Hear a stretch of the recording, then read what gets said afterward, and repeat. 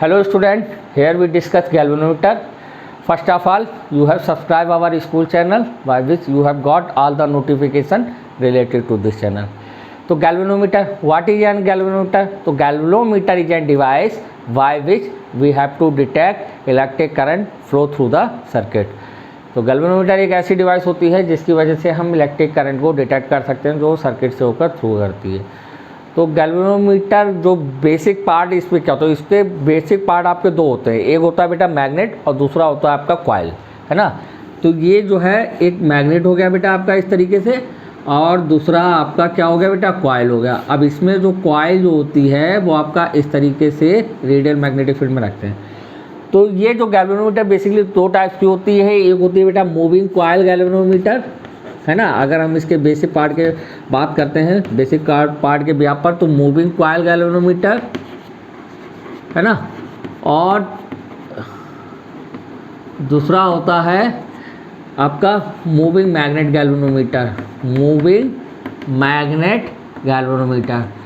अब moving magnet galvanometer, moving coil galvanometer, ये क्या होता है बेटा, तो मूविंग कॉइल गैल्वेनोमीटर में ये होता है कि आपका जिसमें, है ना, जिसमें जो है आपका मैग्नेट फिक्स रहता है, कॉइल रोटेट करती है। एक में हमको ये मैग्नेट को फिक्स कर देना है, कॉइल रोटेट करेगी, तो उसको हम बोलेंगे मूविंग कॉइल गैल्वेनोमीटर। और दूसरे में आपको कॉइल फिक्स रखनी है, मैग्नेट मूव करता है, तो उसको हम बोलेंगे मूविंग मैग्नेट गैल्वेनोमीटर। आपके सिलेबस में मूविंग मैग्नेटिक गैल्वेनोमीटर नहीं है, आपके सिलेबस में क्लास 10 स्टैंडर्ड पर सिर्फ और सिर्फ मूविंग कॉइल गैल्वेनोमीटर है। अब मूविंग कॉइल गैल्वेनोमीटर भी आपका दो टाइप का होता है। कितने टाइप का होता है बेटा, दो टाइप का होता है। तो एक होता है सस्पेंडेड, जिसकी हम लोग बात करेंगे, सस्पेंडेड कॉइल गैल्वेनोमीटर, और दूसरा जो होता है वो आपका पाइवोटेड, दूसरा जो होता है बेटा वो पाइवोटेड होता है ना। तो इसके बस कंस्ट्रक्शन में थोड़ा सा डिफरेंस रहता है ना। बाकी जो सारी चीज़ें वर्किंग और प्रिंसिपल दोनों का क्या रहता है, सेम रहता है, थोड़ा सा कंस्ट्रक्शन में डिफरेंस रहता है। तो कंस्ट्रक्शन में क्या डिफरेंस रहता है तो उसको अभी हम डिस्कस करेंगे। तो आपका suspended coil galvanometer, pivoted coil galvanometer, ये दो टाइप के होते हैं। आपका थोड़ा सा इसके कंस्ट्रक्शन में डिफरेंस होता है, बाकी जो है वर्किंग और प्रिंसिपल दोनों का क्या है, लगभग सेम है। तो अब हम यहाँ पर जो बात करेंगे सस्पेंडेड कॉइल गैल्वेनोमीटर की बात करेंगे। तो सस्पेंडेड कॉइल गैल्वेनोमीटर क्या होता है, कंस्ट्रक्शन की बात करते हैं, प्रिंसिपल की बात करते हैं। तो सबसे पहले हम प्रिंसिपल देख लेते हैं इसका क्या है। तो प्रिंसिपल बेटा क्या है, तो प्रिंसिपल जैसा कि हम लोग जानते हैं, in previous topic we have discussed when a current carrying rectangular loop और circular loop is placed in an magnetic field then it will experience a torque. मतलब जब करंट कैरिंग लूप को आप जो है किसी मैग्नेटिक फील्ड में रखते हो तो वो क्या करता है, टॉर्क को एक्सपीरियंस करता है। ये इसका प्रिंसिपल है ना। अब इसके कंस्ट्रक्शन की बात कर लेते हैं। तो कंस्ट्रक्शन में बेटा क्या होता है समझ लीजिए, है ना। कंस्ट्रक्शन में इसका जो है ना, तो कंस्ट्रक्शन में क्या होता है, यहाँ पर जो है आपका एक रेडियल मैग्नेटिक फील्ड, एक रेडियल मैग्नेटिक फील्ड, है ना। रेडियल मैग्नेटिक फील्ड रखने के पीछे लॉजिक होता है, उसको हम देखते हैं अभी।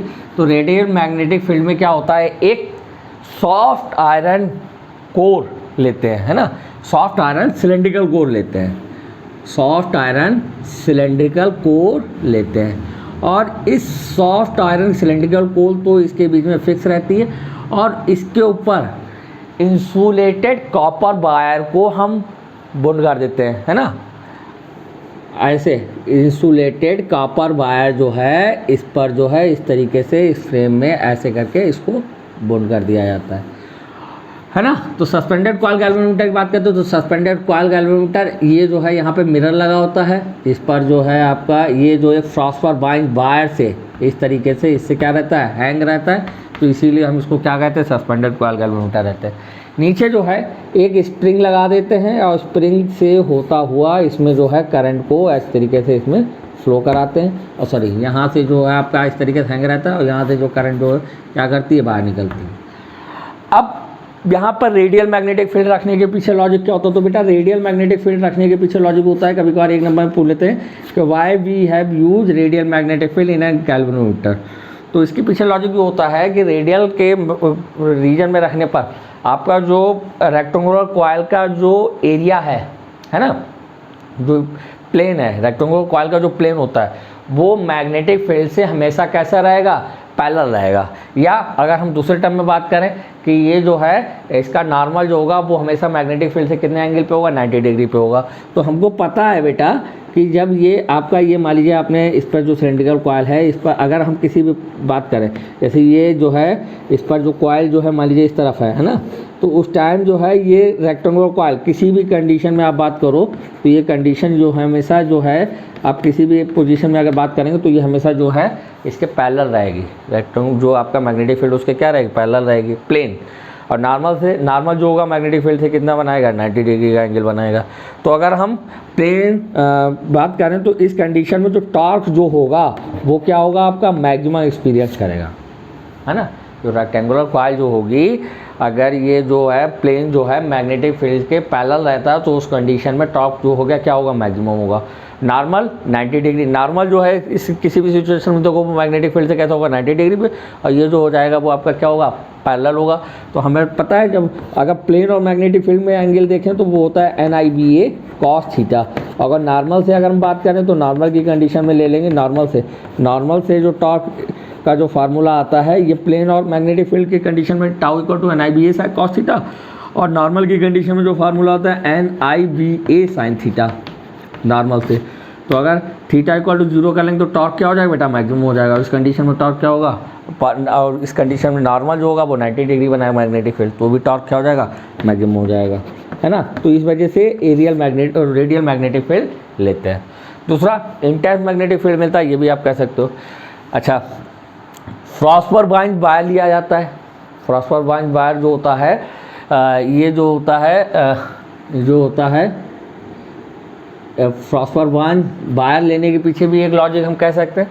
तो फॉस्फर बाइंड का जो होता है कोफिशिएंट ऑफ रिजिडिटी लार्ज होता है, जिसकी वजह से ये जल्दी ब्रेक नहीं करता, है ना। और यहाँ पर जो होता है स्प्रिंग को भी लेने के पीछे आपका दो तीन रीजन है। तो स्प्रिंग को एक तो इसके टॉर्क को कंट्रोल करता है, नंबर 1 चीज़। नंबर 2 ये जो है करंट इसके स्प्रिंग से थ्रू होते हुए हम इस कॉइल को भेज सकते हैं, दूसरी चीज़।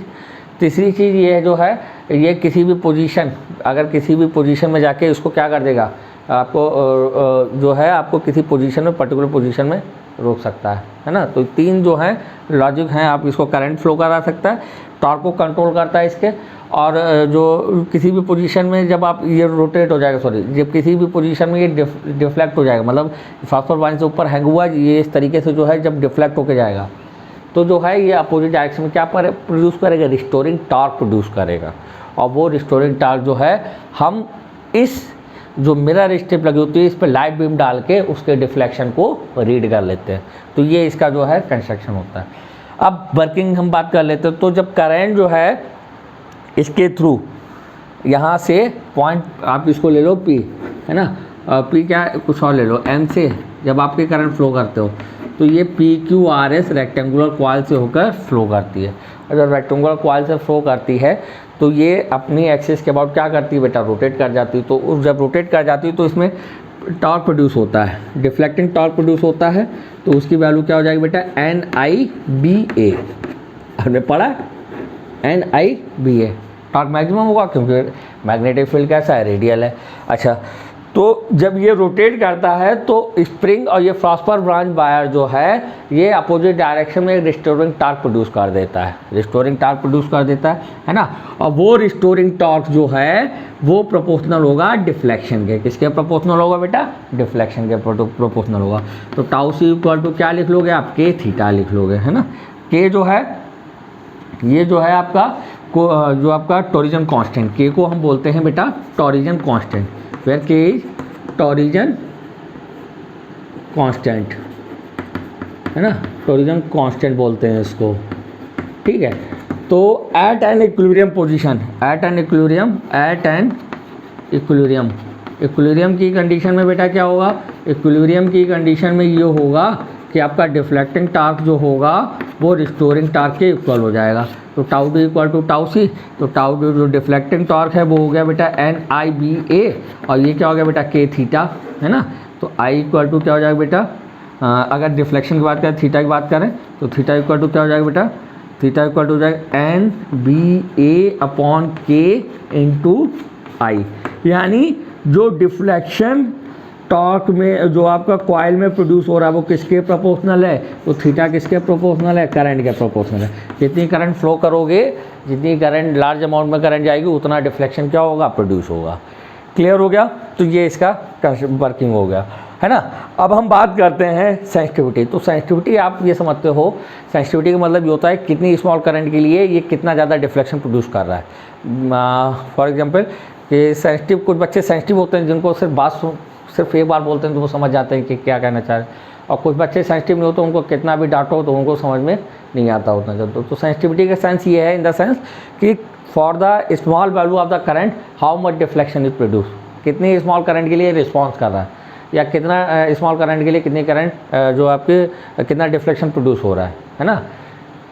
ठीक, तो उसको हम क्या बोलेंगे, सेंसिटिविटी। तो यहाँ पर जो सेंसिटिविटी जो होती है कॉइल गैल्वेनोमीटर की दो टाइप से हम डिफाइन करते हैं। तो एक होता है बेटा आपका सेंसिटिविटी, करंट सेंसिटिविटी, है ना, करंट सेंसिटिविटी, और दूसरा हम कह सकते हैं वोल्टेज सेंसिटिविटी। तो अभी हमने फार्मूला पढ़ा था, तो आपने पढ़ा था आई इक्वल टू, आपने पढ़ा था थीटा इक्वल टू आपने पढ़ा था एन बी ए अपॉन के इंटू आई। तो अगर हम करंट सेंसिटिविटी की बात करें तो करंट सेंसिटिविटी का मतलब ये हो गया the deflection produce in A coil per unit flow of electric current, है ना, मतलब per unit electric current flow में कितना डिफ्लेक्शन प्रोड्यूस हुआ, that is denoted by current sensitivity. तो S I equal to theta upon I, ये हो जाएगा बेटा एन बी ए अपॉन के, है ना। और इसी तरीके से अगर वोल्टेज सेंसिटिविटी की बात की जाए तो वोल्टेज सेंसिटिविटी जो है उसको हम क्या लिख सकते हैं, है ना, वोल्टेज सेंसिटिविटी को हम लिख सकते हैं S B equal to theta upon B, है ना। Deflection produced per unit change in potential difference, जो एक पोटेंशियल डिफरेंस में चेंज करने पे कितना डिफ्लेक्शन प्रोड्यूस हो रहा है, that is known to be आपका वोल्टेज सेंसिटिविटी। और पर यूनिट करंट फ्लो करने पे कितना डिफ्लेक्शन प्रोड्यूस हो रहा है उसको हम बोलेंगे करंट सेंसिटिविटी। तो इसकी वैल्यू क्या आ जाएगी बेटा, तो बी इक्वल टू आप लिख सकते हो आई आर, है ना, और जो आपका थीटा अपॉन आई की वैल्यू क्या हो जाएगी बेटा एन बी ए अपॉन के आर। तो अगर हम देखें सेंसिटिविटी अगर हम इंक्रीज कर सकते हैं तो सेंसिटिविटी जो है वो हम इंक्रीज कैसे कर सकते हो। तो सेंसिटिविटी हम देख रहे हैं कि ये जो है आपके इतने फैक्टर पर डिपेंड करती है, किन किन फैक्टर पर डिपेंड करती है। तो सेंसिटिविटी प्रोपोर्शनल हो गई आपकी नंबर ऑफ टर्न के, नंबर ऑफ टर्न के प्रोपोर्शनल हो गई, नंबर ऑफ टर्न बढ़ाओगे सेंसिटिविटी इंक्रीज होगी, मैग्नेटिक फील्ड बढ़ाओगे तो भी सेंसिटिविटी क्या हो जाएगी आपकी इंक्रीज हो जाएगी, क्रॉस सेक्शन एरिया बढ़ाओगे तो भी सेंसिटिविटी क्या होगी आपकी इंक्रीज होगी। और टॉर्जन कांस्टेंट की वैल्यू को क्या कर सकते हो, टॉर्जन कांस्टेंट की वैल्यू को कम करोगे, यानी इसके इनवर्सली प्रोपोर्शनल है तो सेंसिटिविटी क्या होगी, डिक्रीज होगी। तो चार फैक्टर हैं, नंबर ऑफ टर्न बढ़ा के, मैग्नेटिक फील्ड की स्ट्रेंथ बढ़ा के, और क्रॉस सेक्शन एरिया बढ़ा के, और टॉर्जन कांस्टेंट को कम करके हम इसकी सेंसिटिविटी को क्या कर सकते हैं, इंक्रीज कर सकते हैं।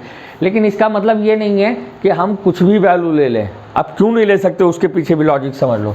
तो देखो बेटा, अगर आपने नंबर ऑफ टर्न बढ़ा दिए तो नंबर ऑफ टर्न बढ़ाने का मतलब ये गैल्वेनोमीटर क्या हो जाएगा, हैवी हो जाएगा, और हैवी हो जाएगा तो इसके टॉर्जन कांस्टेंट के जो फॉस्फोरस वायर का वायर जो लिया है उसकी ब्रेकिंग स्ट्रेंथ एल डिस्टेंस से उसकी वैल्यू क्या हो जाएगी, लार्ज हो जाएगी। तो उस कंडीशन में मूविंग कॉइल गैल्वेनोमीटर क्या हो जाएगा, ब्रेक हो जाएगा। अगर आप मैग्नेटिक फील्ड भी बढ़ाते हो तो भी यही सिचुएशन पॉसिबल है, एरिया बढ़ाते हो तो भी आपका, तो मतलब एक लिमिट तक ही ले जा सकते हैं। अच्छा, अगर आपने जो है नंबर ऑफ टर्न बढ़ाएं, है ना, नंबर ऑफ टर्न बढ़ाएं तो उतना आपको एक काम ये करना पड़ेगा, के की वैल्यू जो torsion constant, number of turn बढ़ाने पर के आपको और क्या लेना पड़ेगा, मोटा कर लेना पड़ेगा। टॉर्जन कांस्टेंट की वैल्यू भी क्या हो जाएगी, बढ़ जाएगी। क्यों बढ़ जाएगी, क्योंकि आप जितना ही हैवी लोड डालोगे उतना मोटा वायर लोगे, और जितना मोटा वायर लोगे उतनी सेंसिटिविटी जो आप बढ़ाना चाह रहे हो इसके फैक्टर की वजह से, उस फैक्टर के बढ़ने की वजह से वो उतना ही क्या हो जाएगी, कम हो जाएगी, है ना। क्योंकि टॉर्जन कांस्टेंट जो होता है उसका फार्मूला होता है बेटा pi R to power 4 upon 8 eta L, ये इस तरीके से फार्मूला रहता है।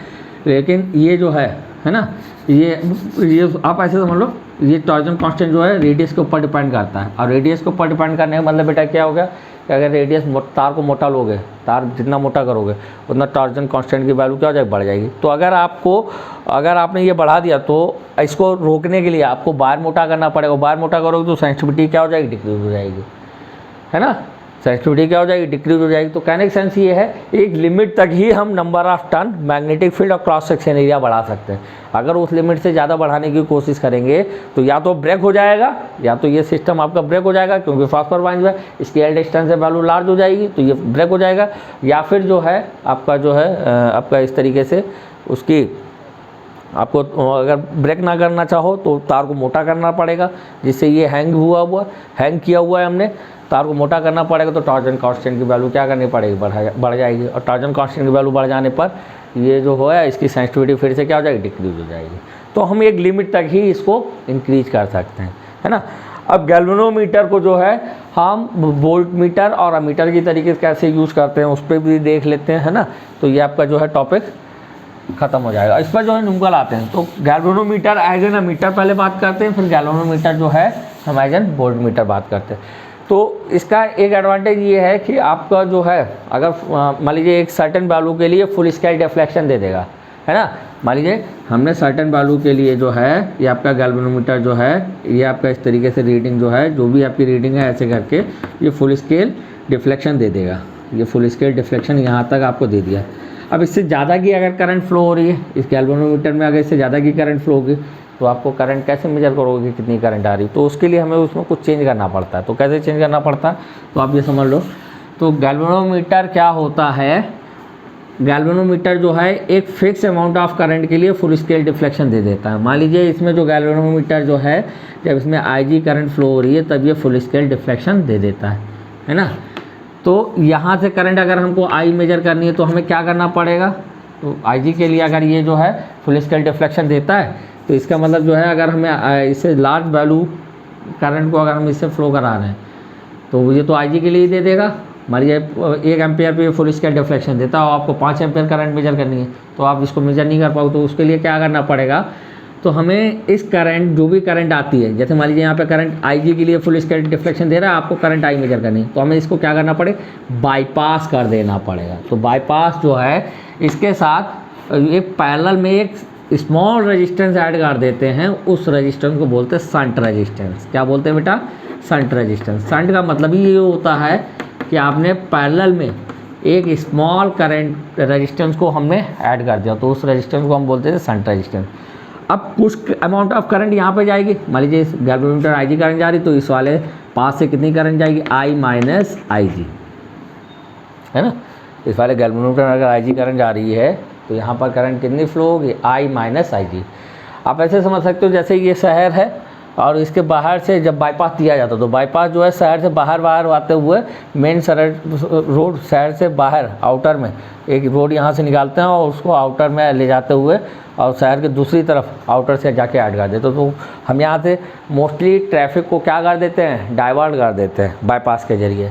तो ऐसे ही करंट जो तो ज़्यादातर करंट जो है इसका रेजिस्टेंस स्मॉल है, रेजिस्टेंस स्मॉल है तो इसका मतलब जो है ज़्यादातर करंट जो है इस रेजिस्टेंस के थ्रू तो फ्लो करता हुआ यहाँ आता है और जो गैल्वेनोमीटर जितनी करंट जाती है उतनी यहाँ पे जाती है। तो यहाँ पर जो है I माइनस IG और IG करंट मिलके फिर से जो है I करंट बना देते हैं, है ना। तो अब इस शंट रेजिस्टेंस की वैल्यू कितनी होगी उसको हम देखते हैं। तो बेटा पैरेलल में ये दोनों पैरेलल में है तो पैरेलल में क्या रहता है आपका वोल्टेज सेम रहता है। तो यानी IG into G equal to बेटा S into I minus IG, है ना। तो S की वैल्यू बेटा क्या हो जाएगी, शंट रेजिस्टेंस की वैल्यू क्या हो जाएगी, IG into G upon I minus IG। तो that is the value of shunt resistance. आप ऐसे कर लो, that is the value of shunt resistance. अब इसके बाद जो है इस तरीके से गैल्वेनोमीटर को जो है हम अमीटर में चेंज कर सकते हैं। तो अमीटर को आपको सर्किट में सीरीज में जोड़ना होता है, लेकिन गैल्वेनोमीटर को अमीटर में कन्वर्ट करने के लिए हमें इसके साथ एक पैरेलल वायर ऐड करना होता है। उस रेजिस्टेंस को ही हम क्या बोलते थे, शंट रेजिस्टेंस बोलते हैं, ठीक। अब गैल्वेनोमीटर एज एन वोल्टामीटर, तो ये था आपका अमीटर, है ना। अमीटर का मतलब हो गया जो करंट को ए फॉर करंट और मीटर जो करंट को मेजर करे उसको अमीटर। तो वोल्ट मीटर, तो ये वोल्ट और यहाँ पे लगा देंगे आप मीटर। तो जो वोल्टेज को मेजर करें तो उसको वोल्ट मीटर बोलते हैं। तो वोल्ट मीटर में चेंज करने के लिए क्या करेंगे, तो वोल्ट मीटर में चेंज करने के लिए हम इसको क्या करेंगे, गैल्वेनोमीटर के साथ एक हाई रेजिस्टेंस सीरीज में ऐड कर देते हैं।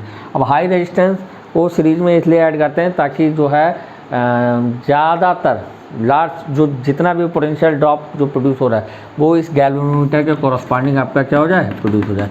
तो ये पूरा अरेंजमेंट जो है आपका क्या बोला जाए, वोल्ट मीटर। और ये जो पूरा अरेंजमेंट जो आपने देखा था, ये जो है पूरा अरेंजमेंट, इसको हम बोल देंगे अमीटर, है ना। ये जो है वोल्ट मीटर। तो इस करंट, मान लीजिए करंट आई जा रही थी, तो हम जो आपने पहले सीरीज में जो रेजिस्टेंस जोड़ा है ना, सीरीज में हाई रेजिस्टेंस जोड़ा है वोल्ट मीटर में कन्वर्ट करने के लिए गैल्वेनोमीटर को, तो उसको हम देख लेते। तो आई करंट जा रही थी, तो आई टू क्या हो जाएगा बेटा, है ना। तो आपका हो जाएगा बेटा, अगर शंट रेजिस्टेंस की वैल्यू देखो, है ना, तो अगर देखें तो potential drop V equal to क्या हो जाएगा बेटा, I into G plus R, है ना, I into G plus R ये आपका। और अगर इस रेजिस्टेंस की वैल्यू देखो तो आर इक्वल टू क्या हो जाएगा, वी अपॉन आई, है ना, minus G, that is the value of जो सीरीज में आपने रेजिस्टेंस जोड़ा है गैल्वेनोमीटर को वोल्ट मीटर में कन्वर्ट करने के लिए, ठीक है। तो इस पर बेस्ड जो है कुछ आपके न्यूमेरिकल बनते हैं और जो कि आपका इंपॉर्टेंट है, तो ये आपकी इंपॉर्टेंट डिवाइस है। Thank you.